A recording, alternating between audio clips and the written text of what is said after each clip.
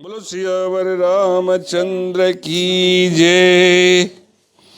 कल भरत जी ने खड़ाऊ मांग ली और गुरु वशिष्ठ जी और गुरु पत्नी अरुंधति जी के चरणों की वंदना करके सीता जी और लक्ष्मण जी सहित प्रभु श्री रामचंद्र जी हर्ष और विषाद के साथ लौटकर पर्णकुटी पर आ गए। फिर सम्मान करके निषाद राज को विदा किया। वह चला तो सही, किंतु उसके हृदय में विरह का बड़ा भारी विषाद सा।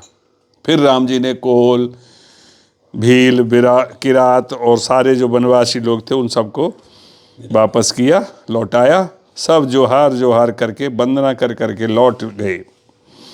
फिर प्रभु श्री राम जी, सीता जी और लक्ष्मण जी सुंदर बड़ की छाया में बैठकर प्रियजन एवं परिवार के वियोग से दुखी हो रहे हैं। भरत जी के स्नेह, स्वभाव और सुंदर वाणी को बखान बखान कर वे प्रिय पत्नी सीता जी और छोटे भाई लक्ष्मण जी से कहने लगे। श्री राम जी ने प्रेम के वश होकर भरत जी के वचन, मन और कर्म की प्रीति तथा विश्वास का अपने श्री मुख से वर्णन किया। उस समय पक्षी, पशु और जल की मछलियां, चित्रकूट के सभी चेतन और जड़ जीव उदास हो गए। रघुनाथ जी की दशा देखकर देवताओं ने उन पर फूल बरसाए और अपनी घर घर की दशा कही। प्रभु श्री राम जी ने उन्हें प्रणाम कर आश्वासन दिया। तब वे प्रसन्न होकर मन में जरा सा भी डर नहीं रहा देवताओं को कि अब जो विपत्ति आई थी वो टल गई, अब ये वापस नहीं जाएंगे, अब तो पक्का मतलब स्टैंप लग गया अब पूरी तरह से। फिर छोटे भाई लक्ष्मण जी और सीता जी समेत प्रभु श्री रामचंद्र जी अपनी पर्णकुटी में सुशोभित हो गए। फिर मुनि, ब्राह्मण, गुरु वशिष्ठ जी, भरत जी और राजा जनक जी, सारा समाज श्री रामचंद्र जी के विरह में विह्वल है और भगवान श्री राम जी के गुणों को स्मरण करते हुए रास्ते में सब भगवान का नाम लेते लेते चुपचाप चले जा रहे हैं। अब कोई कोलाहल नहीं है। पहले दिन सब लोग यमुना जी उतर करके पार हुए। फिर जो वो पहला दिन था वो बिना भोजन के ही निकल गया और दूसरा मुकाम गंगा जी पर हुआ, मतलब श्रृंगवेरपुर में। जो पहली बार सबसे पहला परिणाम होता है वो अभी ये दूसरा हुआ और वहाँ राम सखा निषाद राज ने सब सुप्रबंध कर दिया। बेचारा कितना काम किया उसने, शुरू से लेकर के लास्ट तक वो इधर से उधर, उधर से इधर, उधर से इधर, इधर ही लगा रहा।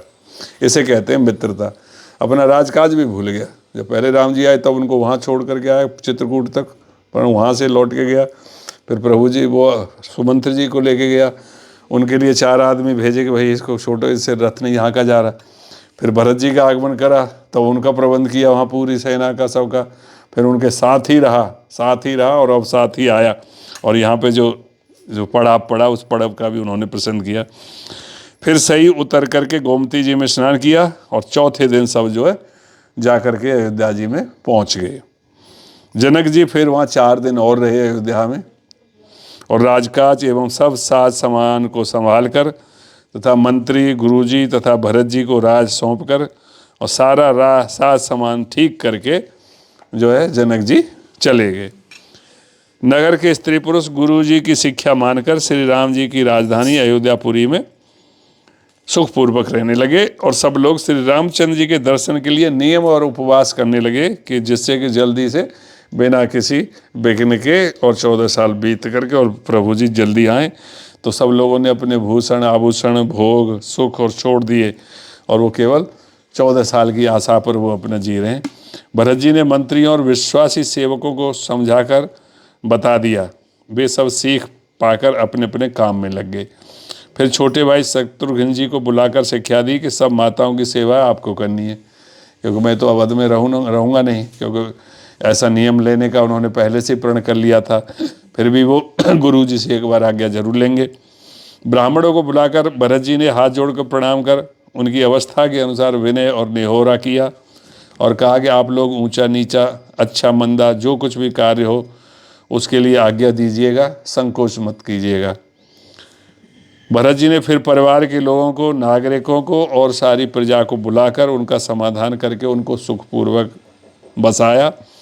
फिर छोटे भाई शत्रुघ्न जी सहित वे गुरु जी के घर गए और वहाँ दंडवत प्रणाम करके हाथ जोड़ करके बोले कि हे गुरु जी, आज्ञा हो तो मैं कुछ नियम लेना चाहता हूँ।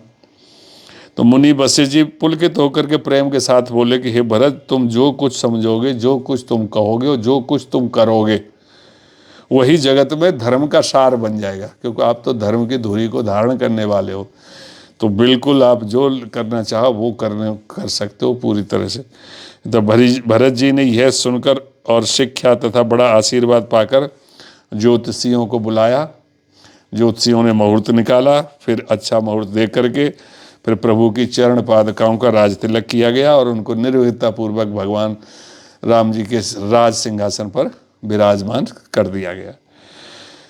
फिर राम जी की माता कौशल्या जी और गुरु जी के चरणों में सिर नवाकर और प्रभु की चरण पादुकाओं की आज्ञा पाकर धर्म की धुरी धारण करने में और धीर भरत जी ने नंदीग्राम में पर्णकुटी बनाकर उसी में निवास किया।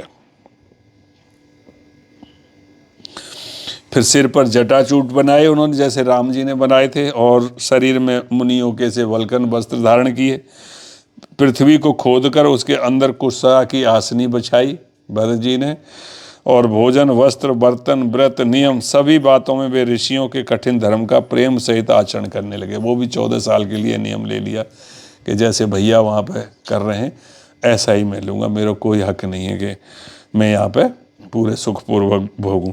गहने, कपड़े और अनेकों प्रकार के भोग सुखों को वो मन, तन और वचन से तोड़ करके प्रतिज्ञा करके त्याग दिया।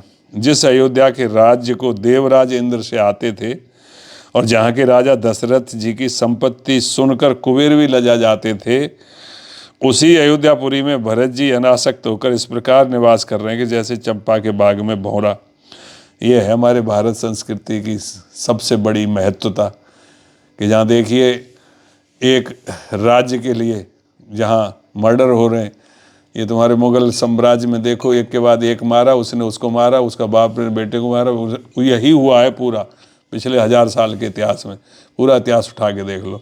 और यहाँ एक ये है कि देखो एक भाई वहाँ गया तो दूसरा भाई उसका हाथ नहीं लगा रहा, उसको वो कह रहा कि जैसा बड़ा भाई रह रहा वैसे मैं रहूँगा। फिर भरत जी तो स्वयं श्री रामचंद्र जी के प्रेम के पात्र हैं। वे इस भोग ऐश्वर्य त्याग रूप करनी से बड़े नहीं हुए, अर्थात उनके लिए कोई बड़ी बात नहीं है। पृथ्वी पर का जल न पीने की टेक से चातक की और नीर खीर विवेक की विभूति शक्ति से हंस की भी सराहना की जाती है कि चातक जो धरती पर पूरा समुद्र भरा पड़ा है या पूरा तालाब के तालाब भरे, नदियाँ के नदियाँ भरी हैं, लेकिन चातक चाहे मर जाए लेकिन वो पानी नहीं पिएगा, पिएगा वो स्वाति नक्षत्र की बूंद का ही। तो और वही हाथ जैसे हंस की शक्ति है, हंस को दूध और पानी मिला के डाल दो वो सबको अलग अलग कर देता है। क्या ताज्जुब की चीज़ दी है भगवान ने। तो भरत जी का शरीर दिनों दिन दुबला होता जा रहा है क्योंकि ये सब छोड़ दिया। तेज, अन्न, घृत आदि से उत्पन्न होने वाला मेद, मेद जिसे हम लोग चर्बी कहते हैं आज के ज़माने में, घट रहा है। बल और मुख छवि, मुख की कांति अथवा शोभा वैसी की ही वैसी बनी हुई है कि तब से तेज तो आता है। राम प्रेम का प्रण नित्य नया और पुष्ट होता है। धर्म का दल बढ़ता है और मन उदास नहीं है, अर्थात प्रसन्न है। जैसे शरद ऋतु के प्रकाश विकास से जल घटता है किंतु वैत शोभा पाते हैं और कमल विकसित होते हैं,